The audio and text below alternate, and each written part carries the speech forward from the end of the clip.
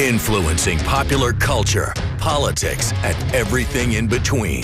The local station takes you ringside as we discuss the crazy world that is professional wrestling.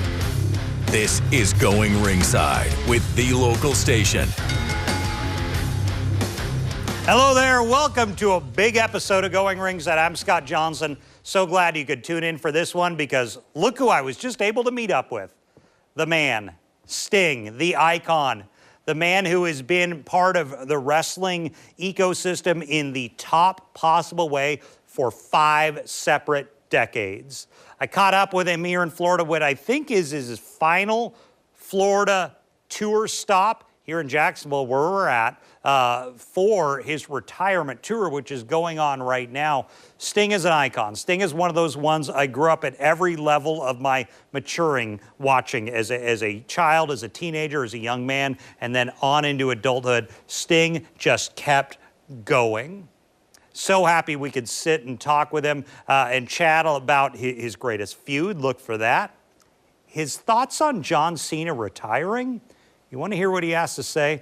I also talked to him a little about, at least in the 2000s, he's been in WWE, he's been in TNA, he's been in AEW. Can you compare the three? I asked him about that as well. I was marking out during this interview, just to put that out there bluntly. Very excited to talk to the icon. Let's get to it. Here is Sting. Sting, we're so excited to have you in Florida. What has this retirement tour been like?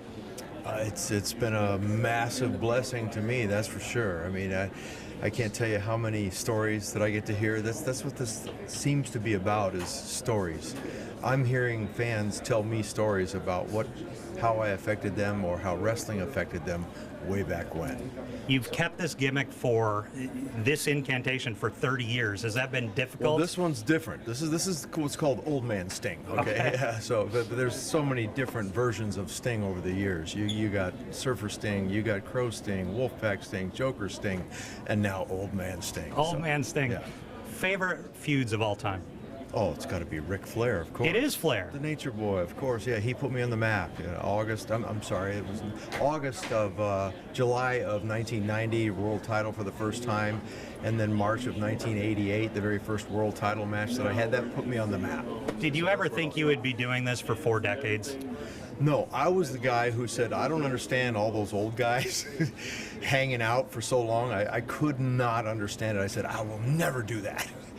And I blew them all out of the water. 4 decades later, here I am. I do want to get your opinion because it's someone, you're kind of in a different world from him, but I want your opinion because this week, John Cena retires. Your thoughts on that?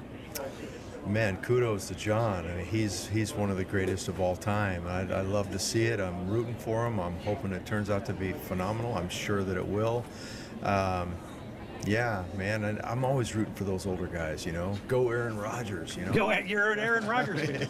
Yeah. And lastly, you did TNA, you did WWE, you did AEW. Were they different? Were they similar? They're all different in some ways, but the thing that I liked about AEW is it just felt like my brand. They just it felt like home to me. And that was our local, because the cons do it. Was Tony a good guy to work for? He was the best. He was phenomenal. He treated me like gold the whole way through, and if it wasn't for Tony, I wouldn't have had the run that I had. And Darby, my partner.